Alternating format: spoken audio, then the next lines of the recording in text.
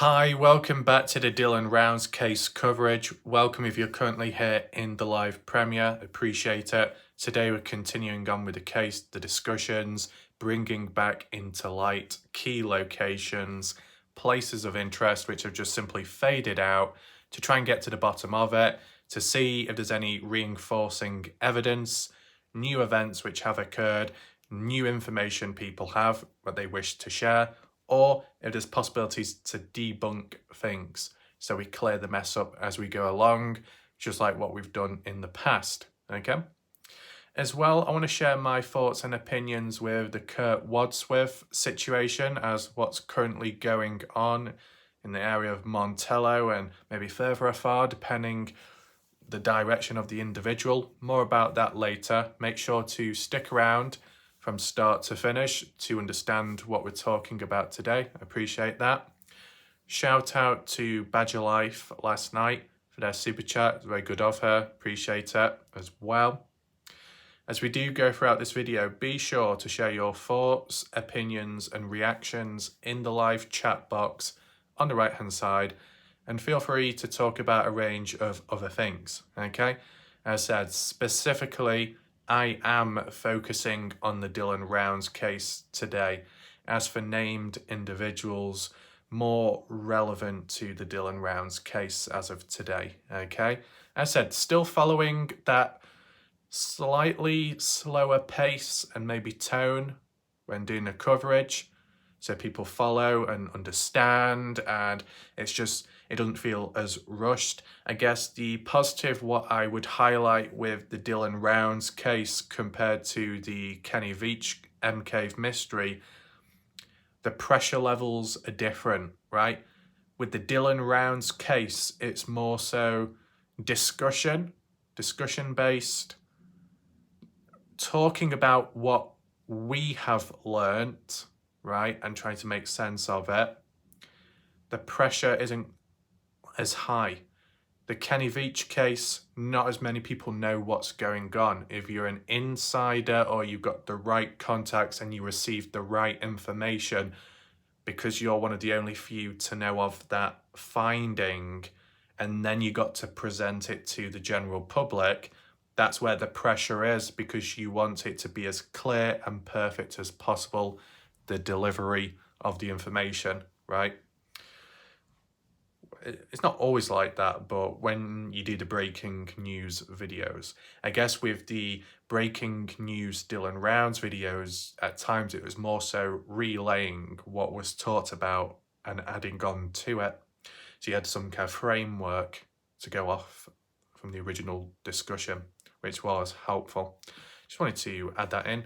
Let me know, people in the chat right now, do you think it's ever been pressuring within the Dylan Rounds case?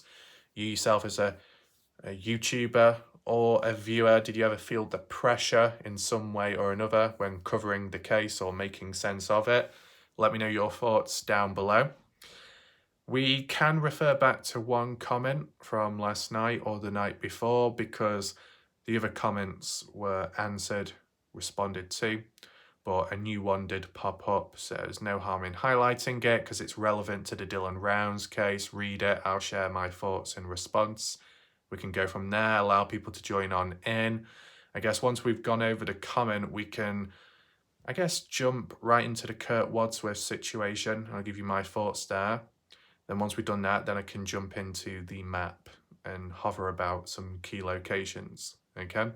We'll be using Google Earth as it's easier to navigate, bear in mind, okay? And then if there's any questions at the end of the video, they can be addressed, okay? So let's return back to that previous comment and see what they had to say. Here it is, 23 hours ago, by Jacqueline Rampley saying, early on in the Dylan Rounds case, there did seem to be resistance from the LE, or maybe it was lack of knowing what to do. I mean, the seed shed, the grain shed, what she's referring to, should have been taped off and no entry for anyone until LE searched in there. Brenner shouldn't have been left to clear up and take off with his bags of whatever. The truck should have been fingerprinted and checked out as soon as possible, and any DNA tested. As for the hits the dogs got, oh help me Lord, Did someone deliberately not check those areas out? Big mistake.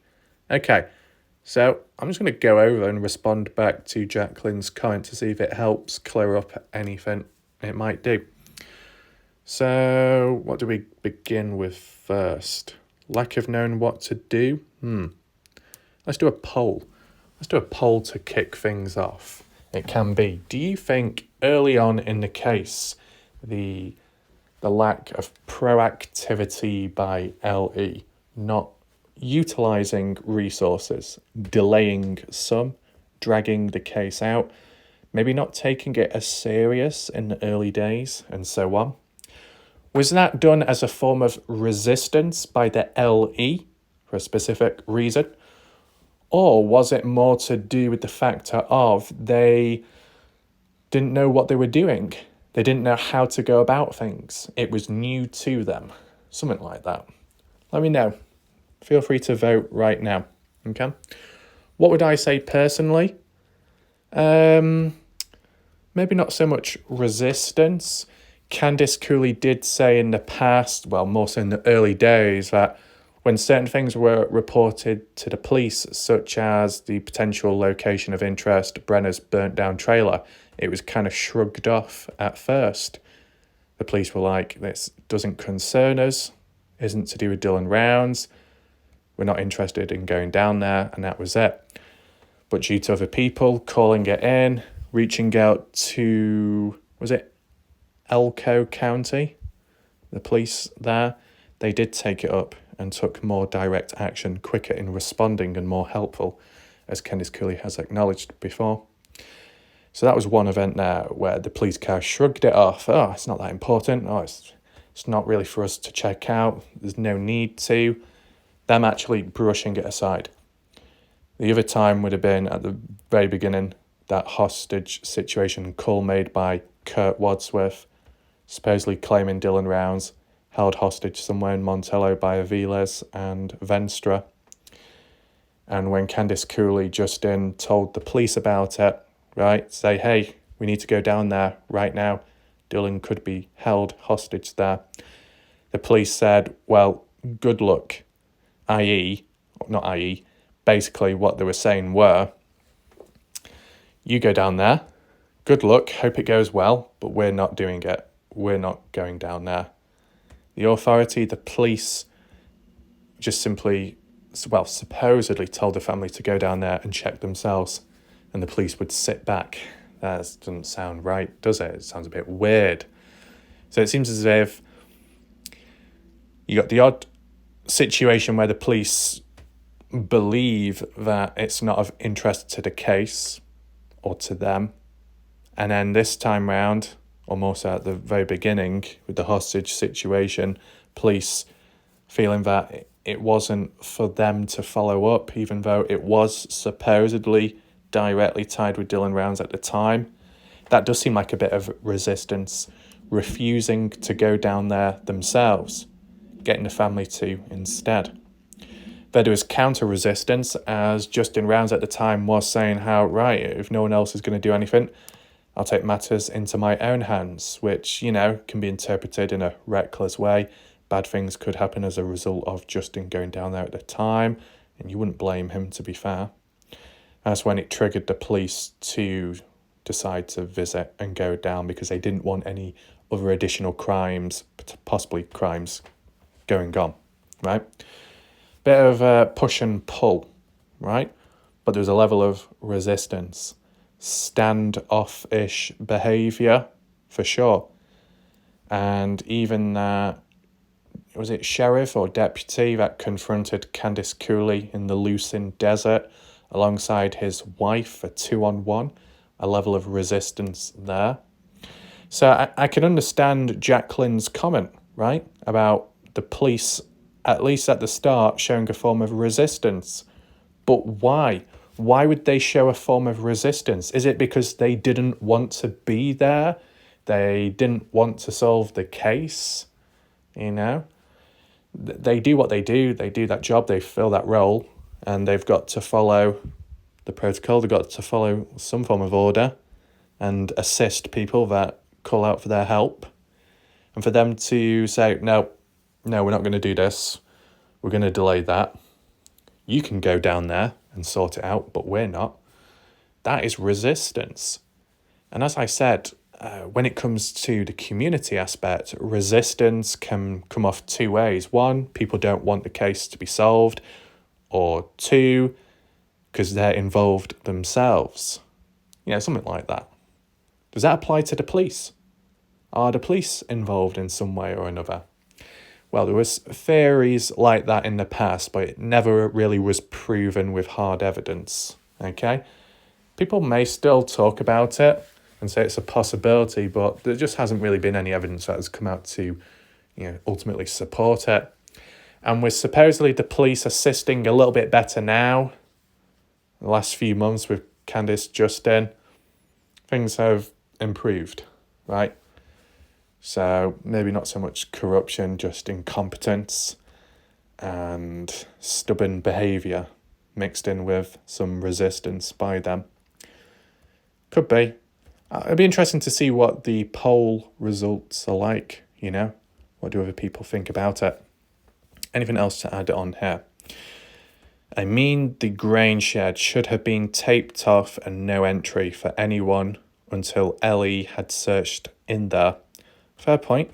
In general, it should have been taped off, treated as a potential crime scene.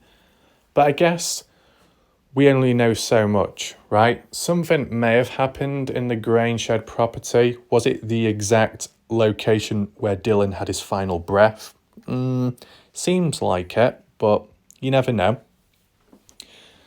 If the area in general around the grain shed property, not so much inside, but just around it and near to Brenner's trailer, how would it be taped off there?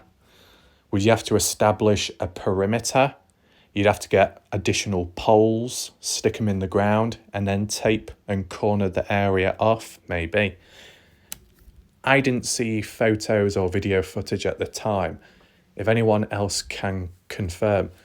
Remember when the police went down to Brenner's burnt down trailer, former property where he lived in Montello, near to the mountains? Remember? And Lance Kelly documented the area, and then that followed with the police going down there, searching about, etc. They put flags in the ground, placed markers in certain areas where they searched, okay. But actively at the time, when the search was underway, the investigation, did they tape it off, like actual crime scene tape? I don't know. If anyone does know, feel free to answer. And if it did take place, then maybe that is what should have happened with the grain shed property. How do we look at it? Because I don't know the full picture of the investigation of Brenner's burnt down trailer as for markers, tape, how it was cornered off, the perimeter, exclusion zone, etc. But if more care and effort was taken with Brenner's burnt down trailer property, more care and focus there, and it wasn't even the official crime scene, why? Why would more effort, concentration, equipment not being delayed on that occasion, just a greater focus and depth in that spot in Montello, Nevada, away from the main crime scene, later on in the case, but more effort put in there than the main crime scene in Lucin, Utah, where Dylan Rounds was present at the time? That just seems a bit odd, doesn't it? You could argue and say, well, one occurred before the other, and the one that happened first of all normally would receive maybe a greater focus, and there'd be more importance, significance, following procedures accordingly, more strict because it's fresh. They've got to tape it off, but that didn't seem to be the case. It was more of a delayed reaction where more effort, more care possibly, more concentration did occur, but later on delayed. So it could explain that, Okay, as for the different locations, one's in more of an important area than the other, yet the less important one received more focus and concentration. But that did happen later on in the case when the police became a little bit more competent. But then again, I think you got to also acknowledge that a different set, Elko County Police, besides Box Elder County, Elko County being more competent, and with it being on the Montello, Nevada side, I guess that's why they got involved. If they're more competent, then it'll be more successful. Whereas with Lucin, Utah, more so focused on Box Elder. And as we've heard, Box Elder shows officers, the LE, them, have been problematic since day one. You can understand different police forces, different ones in charge under certain investigations of certain areas. The results may differ, and that's what's been the case this time round. But returning back to Jacqueline's comment about the grain shed itself within being taped off. Yeah, I think if it was taped off, it may have prevented Brenner from accessing the building. And even if he tried to, maybe the police would have told him to back off. Could have made him panic, worried, thinking, damn, if I can't get rid of what's in there, what will I do?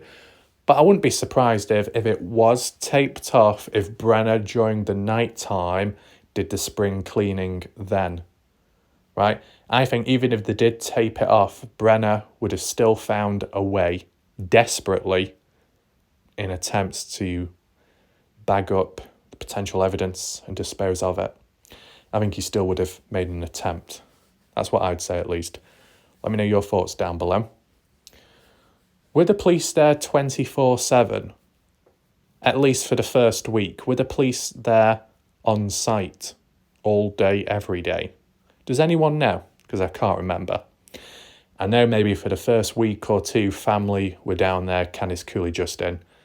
I guess you had the trailers, RVs out there camping out whilst it was all going underway. But what about the police? Because the police came down in their cars. I don't know if they brought their own trailers with them. But the nearest police station or so, maybe like 55 miles away, that it takes like 2 hours or maybe a bit longer to get down there and back. It can be wearing day after day. So maybe they couldn't stay there on site. If anyone can answer, feel free to do so. As well, people in the chat, maybe we can do it as a poll right now. Do you think that the grain shed property, the actual grain shed, do you think at the time it should have been treated more seriously as a crime scene and taped off? Do you think the grain shed property should have been taped off at the time? Yes, no. Another option can be yes, but the whole area. Or yes, but the outer skirt of the grain shed as well. Like the buildings, the vehicles nearby, like Brenner's trailer, etc. But then again, I guess it's awkward if you're living at a crime scene. Random question if anyone can answer it. Let's say in an urban area, you had a crime scene location, right? And you just so happen to live next door. Are you forced to move out of your house temporarily whilst they conduct the investigation? Or do you just carry on living and accessing your house even though it's within a taped-off crime scene area? Does anyone know? Just wondering, did they do things differently this time round because it's in the middle of a desert?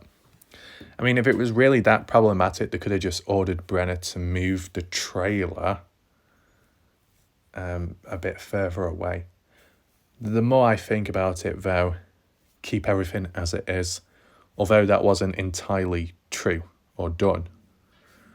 So much of it was. You know, you got a trailer that can be applied to the possible crime scene, right? Anything within the area could be seen as being involved in some way with the crime that's gone on in that area due to proximity, including Brenner. So you don't want them moving away. You want to keep keep close tabs on those individuals in the area and where they're staying at. If you live at a crime scene when it happens, you're technically part of the crime scene and you should remain where you are. I guess that's the case. And we've known about that 27-second timestamp footage, the time-lapse one on Dylan's phone being in Brenna's trailer. It was proven that crime scene area, key evidence, key location. Yeah, I get that. I mean, from what I've heard, during June 2nd spring cleaning, when Brenna did access the Grangeshed property, saw the odd comment in the chat at the time when I was asking on my video, and someone said, I don't know if it was, I think it might have been Tom Evans, okay? Feel free to reinforce it if you want. I believe Tom said that Candice Cooley was present near to the Grangeshed property when Brenna was doing his spring cleaning. Candice Cooley, though, wasn't directly on site. She was next to the gate, approaching the property, and she had binoculars with her to check what was going on. Now, does that make sense to people? That someone like Candice Cooley, a family member, kind of caught up in all this, had to stay back whilst the police were conducting whatever they were doing, also known as sat about, allowing Brenna to get on with his stuff, potentially cleaning up after himself. Is that normal? I mean, all I would say on the spot, you can consider Candice Cooley, Justin Rounds as outsiders. They're not from the area. They don't live there. They've just come on in. They're visiting because of what's happened. So maybe they were told to stay back. You can stay near to the gate, but you can't come on over because we're treating this as a crime scene area without the tape. So visually, it may not appear as a crime scene, but formally, the process of what's going on, maybe in legal terms, is being treated as a crime scene. You could say, well, what about Brenna? Why wasn't Brenna pushed away or told to keep out of the area whilst they were conducting whatever at the time? I guess it's just simply because Brenna was present at the time of Dylan's disappearance on that day, etc., etc. You don't want to be moving key people away if they're seen as either a key suspect at the time or a person of interest. You want to keep them close so you don't lose track of them. Someone like Don Hatley, living further away, not within the scene of the crime, different case. Okay? My question, though, would be, if anyone can answer it, at the beginning, when this supposed crime scene was being conducted by the LE and Candice Cooley, like June 2nd, wasn't directly on site at the property because maybe she wasn't allowed to, but Brenna was still allowed. What about Don Hatley? Did Don Hatley ever go onto the land when the police were conducting their investigation? Was Don Hatley allowed to? I wonder. Makes you think. Okay. Anything else? Yeah, the bit where Jacqueline said it should have been taped off until the LE had searched inside. Personally, I don't know exactly when the LE looked inside of the Grangeshed. I've heard some people talking about how, whether it be police or family, they did take a look inside of the Grangeshed a day or two before spring cleaning. You remember that video what I covered?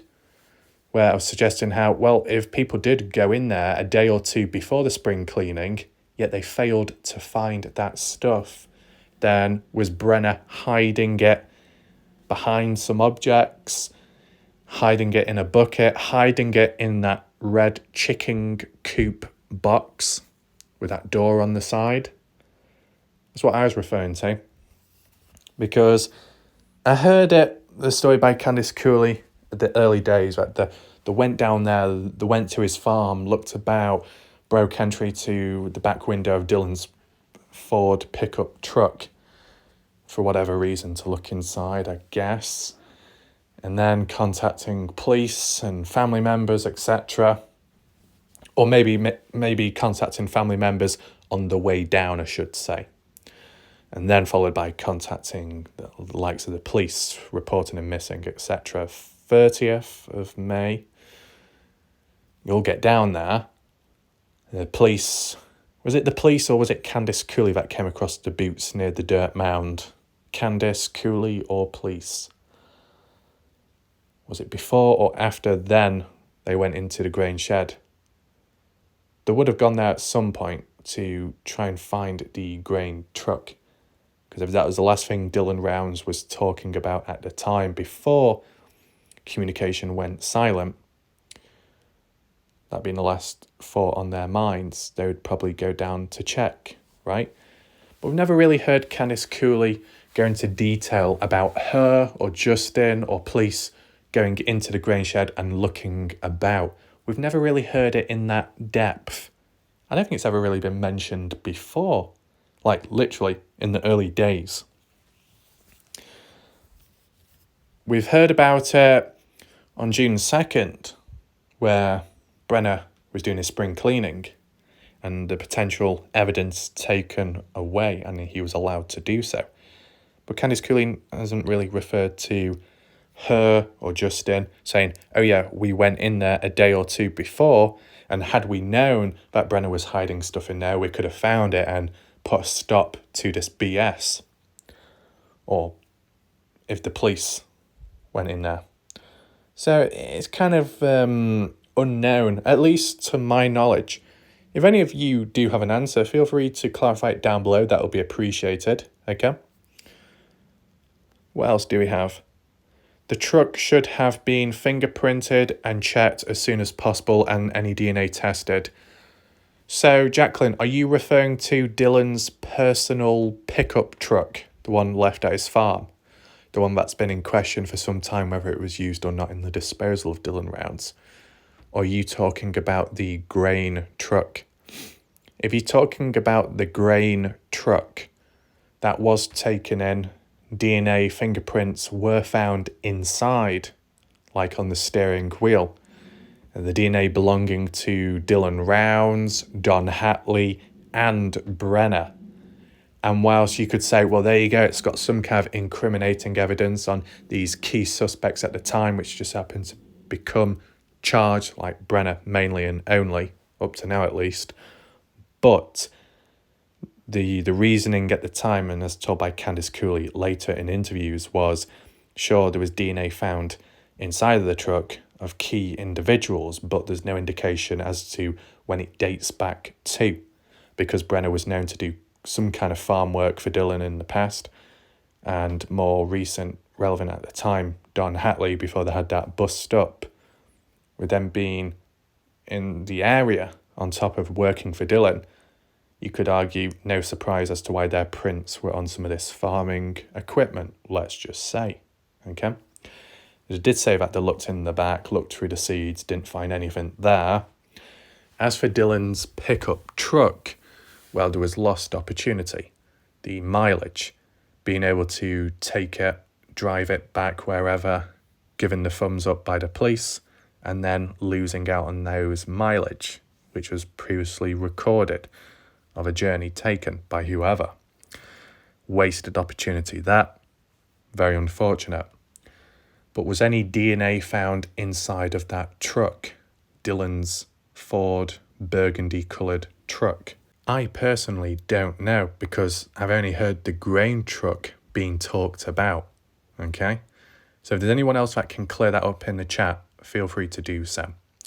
I do feel that if there was no DNA found inside of the standard pickup truck of Dylan's, no DNA found, as if it was wiped, cleaned down, then you could make a link with the gun and key fob being returned back and cleaned of all prints and DNA. You see, it seems to be like a link, a crossover, that if it really was the case with the pickup truck being cleaned, then someone may have been using gloves or just cleaned up after themselves. And whoever cleaned up after themselves with the truck may have been the same ones that took the gun and key fob. And because gun and key fob is associated with the truck, because that's where the gun was normally stored, and then the key fob, in line with that, it kind of links. You need a key fob for the truck to use, etc. The gun's inside, supposedly. You return one thing back at a time, clean it down so it doesn't link back to you, and return the other items a later day. You can establish some potential links there at least. As for the hits dogs got, wasted opportunity there. Would it have led to Dylan being found now? Don't know, but it could have led to new leads in different locations and directions at least. So, medium length comment, but has already brought up many discussions in place. So shout out to Jacqueline for her comment. Just wanted to catch up there. I think it's now time we move on. So, regarding Kurt Wadsworth, what is currently going on there? Well, supposedly there is an arrest warrant on Kurt, but he's nowhere to be seen, supposedly fleeing the area, maybe laying low. Is it 100% true? Maybe, maybe not. Has it been proven with physical hard evidence on screen? Not from what I've seen, okay? What I would say is, if it is 100% true, does it link to the Dylan Rounds case? Likely not, considering the timing, how long it's gone on for, until suddenly something's happened, as well from what the Overhyped local has said recently, okay? Sounds a little bit broken up, right? I'll try and analyse it and give you my thoughts right now. Not too fast. Keep it slow. And let me know your thoughts as well in response. And I'll tell you the idea of what wouldn't surprise me based off this supposedly happening. I'll get to that, right? Where did it all first come about? That's what we need to acknowledge first of all. Where did people hear it from? People in the chat, let me know where you heard it from. Maybe not so much the arrest warrant, but more so, where did it all start? One thing linking on to another, possibly. Kurt Wadsworth getting in trouble. How did it originate? How did it come into play, the talk of it? Well, if I'm correct in saying Bob Farrell's channel, before going away on his trip to Las Vegas, a past live stream, which maybe a week or two ago now, Bob was talking about Kurt Wadsworth patrolling Montello with Troy Wadsworth, brother, marching about with firearms, patrolling, surveying the area, coming across one local or person nearby, and then that local reporting Kurt Wadsworth, Troy to the police. Why? I don't know, some kind of threatening behaviour, maybe. What happened to that individual that supposedly reported Kurt and Troy? I don't know, are they okay? Have they been silenced? Did it ever really happen? At the time when it was being talked about on Bob Farrell's channel, Weezer, I think, did add in saying, what? I've never heard about that before. There's no reports when I checked, nothing filed, so that at that moment was kind of ruled out as possible BS, right? A rumour turning into an event which never happened. But in more recent time, a day or two ago, with Bob Farrell talking about Kurt Wadsworth being on the run, but there is some kind of arrest warrant out there for Kurt. What's the charge, or what's the warrant for? The motive behind it? Why has that all come about? Has it got any link to what was previously talked about by Bob Farrell, in which Kurt Wadsworth, Troy patrolling the area with firearms, and then one local reports them to the police? did that tie on with what's going on now with Kurt Wadsworth being on the run? I'd say if that really was the case, why is there only an arrest warrant on Kurt and not Troy? If Kurt and Troy were together at the time when a person said they were going to call the police on him, then why is Kurt the only one being targeted, searched for at this moment? What about Troy? Shouldn't it be both? If not, then it makes me think then maybe something completely different happened. Something else in between, which Kurt participated in. Will we ever get to the bottom of it? Maybe, maybe not. But most of this talk has been around and on Bob Farrell's channel. Welcome if you are watching in the background, Bob Farrell. If you're catching up afterwards, feel free to share your thoughts down below in the comment section if you wish to, okay? But is there real hard evidence to prove this all? Not at this moment in time, as said, from what I've seen. If you've seen more, share your experiences in the chat right now. It could help better our understandings, right? At the end of the day, did it really happen? Maybe. At the end of the day, what was the true cause behind it? What did Kurt Wadsworth do for then an arrest warrant to be put onto him? Who knows? And then last but not least, if it all ticks the boxes, then does it have any relevance to Dylan Round's case? Yes or no? And at that point, even though I may not know the first part of the answers, I'd jump to the end, which could be considered wrong, but I'd suggest that I wouldn't be surprised if it all comes out true, that it just doesn't link to the case of Dylan Rounds, because of the length of time it's gone on, the case itself, and only now suddenly something's happened. Only now suddenly there is an arrest warrant on Kurt. Would there have been a recent action? A recent action by Kurt then leading to an arrest warrant being put on him is probably less likely to do with Dylan Rounds.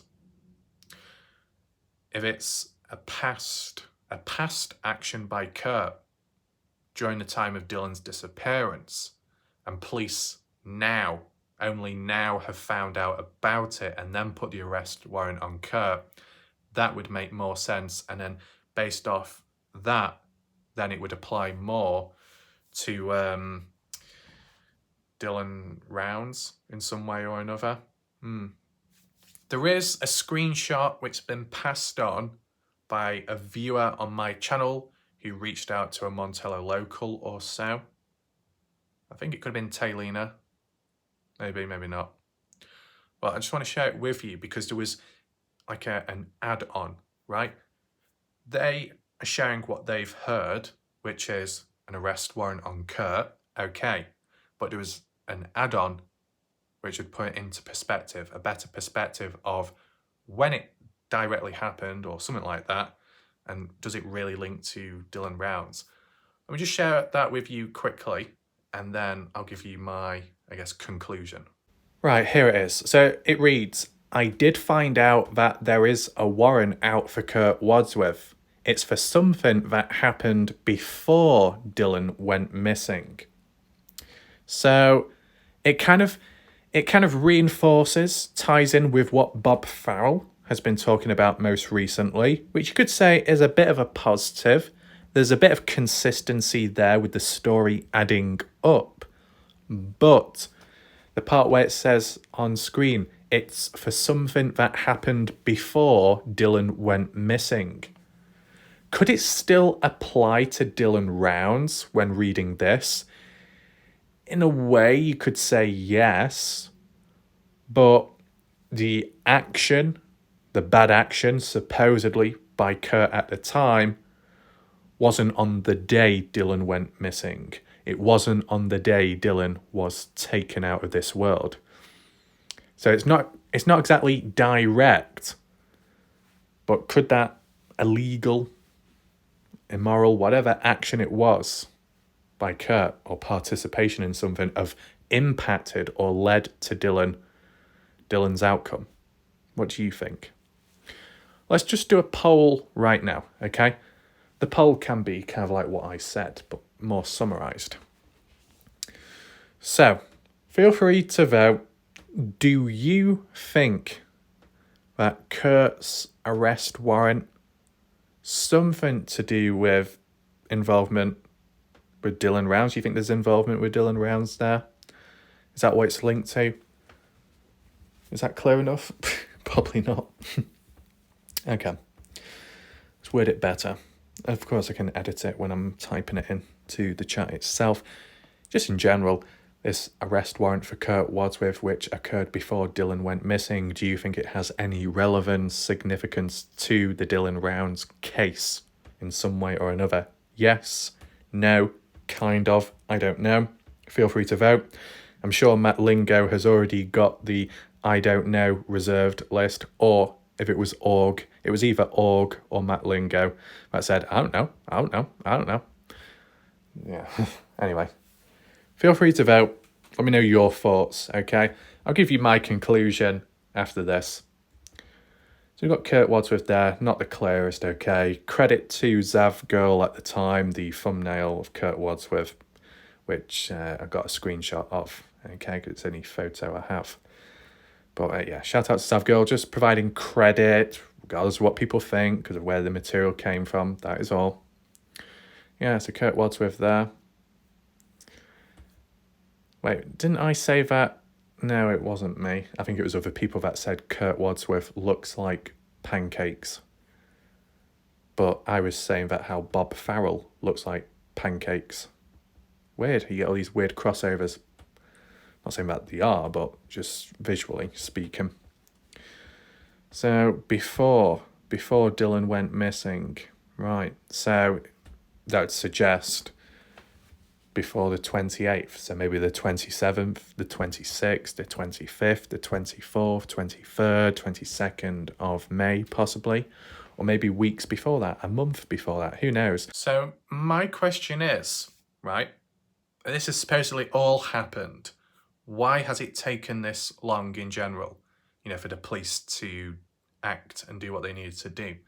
Could you say, well, look at the Brenner situation, more serious crime or so, aggravated assault pending from 2021 onwards, not followed through on time, delayed, coinciding with another case, Dylan Rounds. But their excuse was because of the virus, lockdown and restrictions and all that, it wasn't really possible. Can you apply that with Kurt Wadsworth? No. Because we're talking about 2022 when, in a sense, the virus improved and things started moving forwards again or so. Maybe not entirely, but progression forwards. Resources becoming more used again and a bit more frequent, let's just say. So this supposed arrest warrant, Kurt Wadsworth, we're talking sometime in 2022. Are we talking the month of May? At least. Does it involve Dylan in some way or another, such as serving him alcohol even though Dylan wasn't of the correct age?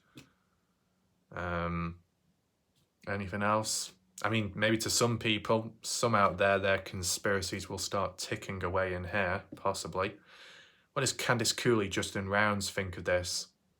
Does it faze them, or is it like, yeah, well, whatever's going on there is completely irrelevant? Who knows? I mean, if it really is true all this and Kurt is eventually apprehended and then things are found and then you start hearing details, only then and there will you ultimately know. So really it's a matter of waiting, I guess, for the hard evidence and if there is any court documents as well. But because it doesn't tie in with the day of Dylan going missing or the day after, it doesn't seem as if it links as much, right? But some form of activity could have still involved Dylan before going missing. Let me know your thoughts. Of course, feel free to vote in the poll as it still stands now. Will be interesting to see what people think. What I would say is, though, and as I was going to tell you from earlier. What wouldn't surprise me is because Kurt Wadsworth is involved in yet another event and supposedly he's in trouble once again, that maybe realistically it doesn't apply or have any relevance to the Dylan Rounds disappearance murder case, but other people out there are going to turn it into it being applied, that there is a link when there isn't, just to change the narrative once again, to strengthen certain ideas, to get some attention, to stir some trouble, and so on, so on. Does anyone agree with that? Let me know your thoughts down below. If you disagree, feel free to explain why, right? We've kind of experienced it in the past where some people were named, called out, accused, or things slightly twisted, exaggerated, okay? We saw it briefly, or at times with No Thanks, Doug, like referring to, I think it was Scott Wadsworth being arrested and it potentially linking him with the Dylan Rounds case. And it turned out he wasn't arrested to begin with. The time when Doug said Montello in lockdown, things are going underway, when it wasn't under lockdown and it was not to do with Dylan Rounds, but it was portrayed as it was when it wasn't. We've seen a few examples like that, and with other people too. An event could go on, but the meaning behind it may not link. But people try to make it link. People may bend and twist stuff to try and say, hey, look, see that person over there and them in trouble? Well, it's because of Dylan Rounds. They're responsible. And you find out later it wasn't the case. So all I would say is, people watching, people listening again, just be wary, be cautious of possible BS or possible narratives being changed in a certain direction. For what good reason then? Some people here and there will be because of misunderstanding other people just because they want to. And some here and there because they're being fed that info from somebody else, and that somebody else wants this person to structure it in that way when it's wrong and they're being controlled. There's several different ways, okay? It's just a length of time, right? This is all true. Just simply the length of time. Is it because because it's such a serious thing Kurt Wadsworth has done? For him to be on the run to begin with, maybe it's serious. For it to take this long for a warrant to be sent out, that's taken time as well. So there's something really serious going on, which could, it could be very serious, but still unrelated to Dylan Rounds. You've got to acknowledge that, okay? As said, I don't want to jump in the deep end in this area, right? Got to wait and see what happens next. What I do want to say is, right, there's been a bit of talk here and there about Kurt Wadsworth with time. And whilst I myself have been suspicious of Kurt, that's just simply because of Kurt's reluctant behaviour at times and not maybe always being consistent, despite delusional pancake supporters, both past and present. Past and present pancake viewers being delusional at times, claiming Kurt Wadsworth is 100% consistent in everything he says. I don't think so. Stories have switched and changed. It's not helped, right? You can argue and say, he's innocent, he could well be. But how he presents himself at times hasn't portrayed an innocence persona. Been a bit suspicious, a bit dodgy. You can't help how people, take that in, especially first impressions, okay? But, like I think it was Candice Cooley talking about it, saying how Montello has been put on the map because of the Dylan Rounds case. If certain rumours didn't come out and certain BS, then Montello, the town itself, most likely most people would never have heard of nor know now, and the characters within the area, such as Kurt Wadsworth, maybe Troy and Scott, they would never have been known about, right? Like they've been dragged into the Dylan Rounds case, whether it be they've involved themselves, or at first they were dragged in to begin with, and then it escalated from there. I strongly feel that if you was to remain focused and very focused on the Dylan Rounds case, regarding the 28th and onwards, and maybe the day before and before that, and the 25th. You'd know about Chase Venstra, sure. You'd know about Don Hatley. You'd know about Brenner, and maybe a little bit about Ivor Zadovsky. And that's about it. But because of the Montello aspect, because of some of the YouTubers out there covering Montello or interviewing the people from there, physically direct or online interviews, whatever, key names came out. People from Montello, locals, ones nearby. You probably never would have heard of them, right? Would you have heard of Ty Corbin, Lance Kelly? Likely you still would, because they involved themselves in the early days when searching. They eventually uploaded videos to their independent separate channels with time. So you would have heard about these people, of course. Yeah, so there wouldn't have been much change there. But the likes of Kurt Wadsworth mainly, he wouldn't have been as known, I wouldn't say. I don't think he would have been as known in the case if it wasn't for the YouTubers bringing him on shows or referring back to him, then the drama, the conflict, and then the stories coming about being BS, right? So if people stuck to the case stronger and more focused, you wouldn't hear as many other characters, and those other characters that may have got involved in suspicious, dodgy activities at times, now or back then, and it's catching up now, and it doesn't have anything to do with Dylan, probably never would have been documented, never would have been thought about by people, and it would have just come and passed by, and we wouldn't know. And then that would be it, and it wouldn't have caused any confusion or any trouble, and that would have been it. But because we know of these characters, and people still look into them, and then pass on stories, BS, and as well supposed events, then it makes other people question and rethink, oh, maybe a bad action, apply to Dylan Rounds, maybe. But if you never knew of those characters to begin with, then you wouldn't be questioning or be in the situation you're in right now, okay? So long-term effects, there can be roadblocks, which may question your thoughts, right? There have been a couple of events here and there with Kurt Wadsworth. Wasn't there one supposedly like maybe a few weeks or a month ago where Kurt Wadsworth got punched in the face? Does it really matter? Is it really breaking news? Not really.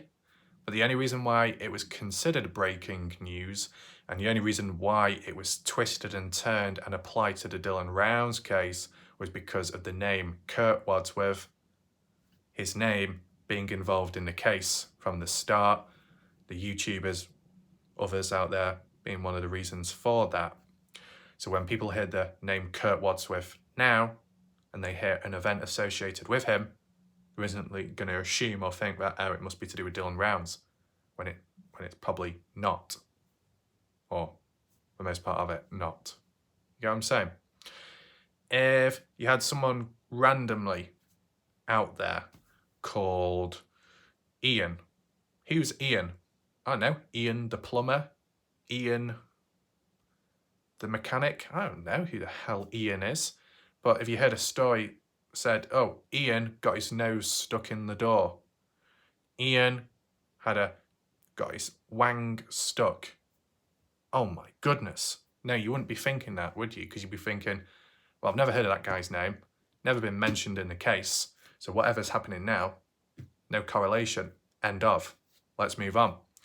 But if you knew about someone called Ian in the case to begin with, because there just happened to be a local or nearby, and then you find out that they've got something stuck in the door, then you think, oh, maybe there is a link in some way or another.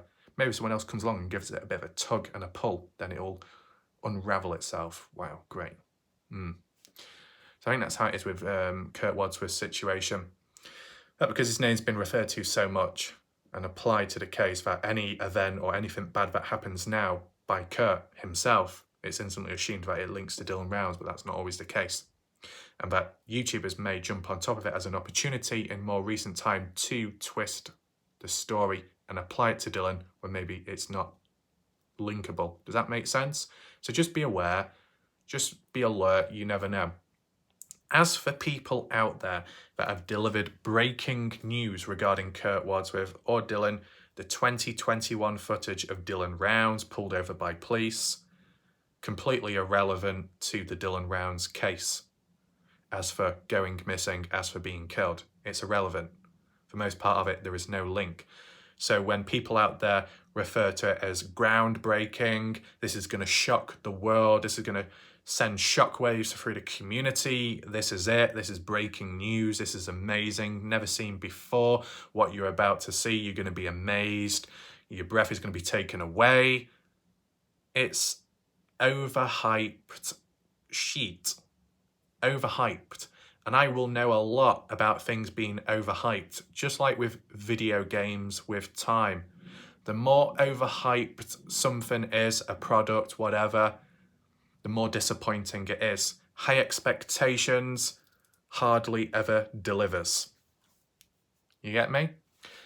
So when someone's announced 2021 footage of Dylan Rounds, hype it, hype it, hype it, people get very excited and expect a lot from it. It's delivered.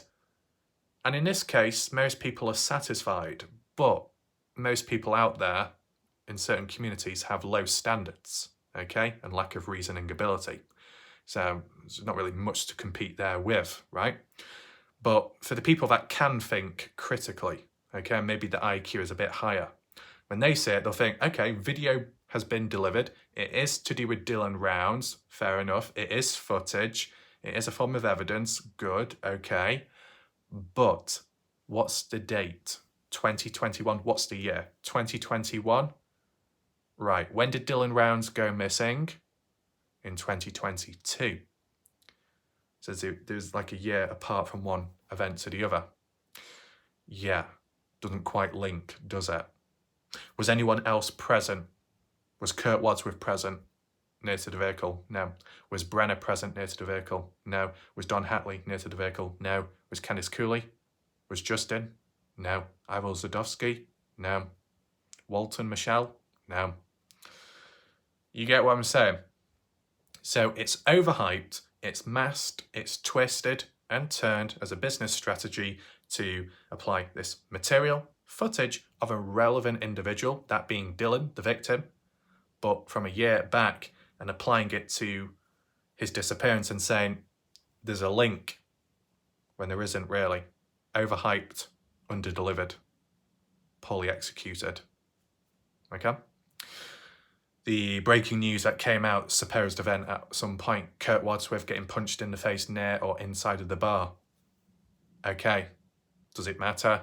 Is it the end of the world? Is Kurt still alive? Yeah, well, there you go. Does it link to Dylan Rounds? Not strongly. It didn't happen, this fight, on the day Dylan went missing. It was a year on or so. So, wow. You know what I'm saying? Key names, key individuals that might be associated with the case later on. Some never would have been if they were never talked about to begin with, and then you just brush it under the surface or not even know. Others like Dylan, okay, involved in the case because that's the actual victim, the one impacted, the one taken away, but the dates don't add up or match up in that sense, okay? People may have material out there, but if it doesn't link to around the time of when Dylan went missing or taken out, then it's not that good, right? I can understand using material, right? Material of people, backstories, criminal history, etc., to look at patterns and behaviour of those, and then try and understand how it could link on to how a person could be involved in the case, victim, or the, do you call it perpetrator, right? And so on. And then you could say, well, Raf, if you're using reasoning ability and more high-end, high-advanced thought processing, like as you are now with introspection, then maybe that material can still apply to the Dylan Rounds case. On that basis, you could say yes, but the people that deliver it at the time, they're not using this thought process, far from it, they're lacking it. So once again, I have to do all the work, technically speaking, by presenting a case for how it could link in an indirect way. I've not used that word for some time. But the other people out there don't come out with this caption, this backstory. That's what the problem is, right? Well, trying to maintain balance by suggesting that there's a backstory in an indirect way, but with not enough proof to reinforce it ultimately. That it seems to sway more in the direction of it is unlinkable due to the dates, the years not quite adding up, etc., and the lack of people present. Right, so this current thing with Kurt Wadsworth, we'll only know more down the line, matter of waiting, okay? Groundbreaking, who knows? Twists and turns within the case, sure. So it's, we'll just see, we'll wait, see what happens. If there's anyone else in the background that provides updates, passes on information, I'll let you know about it, okay? Now, what we're gonna do is just briefly look back at like 2 locations on Google Maps, little map analysis right now, just to refer back to. I wanna know your thoughts and why they've gone under the radar ever since within the Dylan Rounds case. Let's head on over right now. Here we are, Lucerne. Right, so where do we look first? I guess Grouse Creek. Is Grouse Creek, as we see on screen, is that still a place of interest within the Dylan Rounds case, or has it faded away? Let me know your thoughts down below in the chat. At least from my knowledge, it's gone very quiet, okay? People have suggested in the past, oh, you should look up that way, should look up the Grouse Creek wash, check the surrounding area, should check the abandoned cars, which are just dumped up there. You never know, someone could be locked up inside the boot or bonnet or so, or buried underneath. Does that still apply now? Overall, why has this area gone quiet? Maybe because we're reaching the end of the video. Leave the comments down below, okay, so everyone can read the comments. But why have these locations gone quiet? Is it simply because Dylan Rounds is not in this area? Or is it because people have just run out of information? Do we have any locations nearby? Photos? Not really. Ingham Peak? No photos. Etna?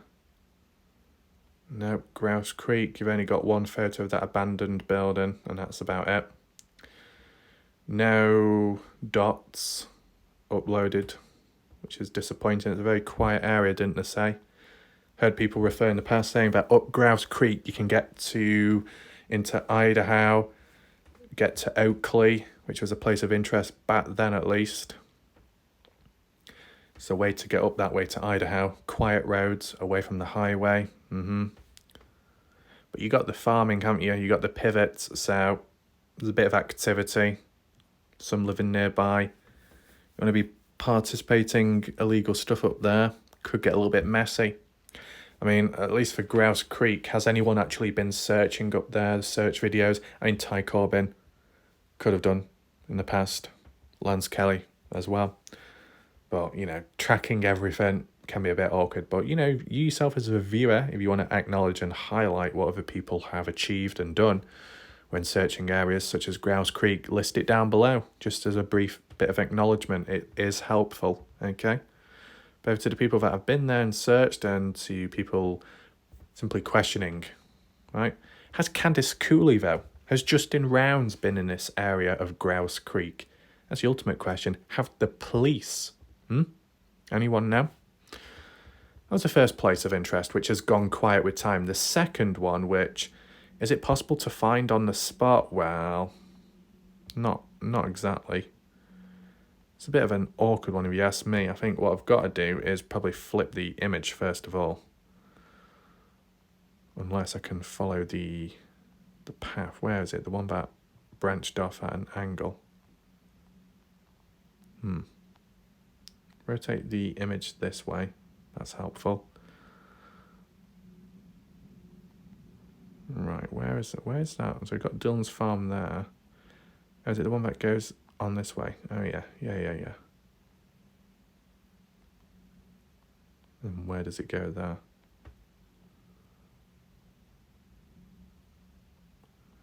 Yeah, it's weird when you flip the image. It makes it a bit harder to locate these locations.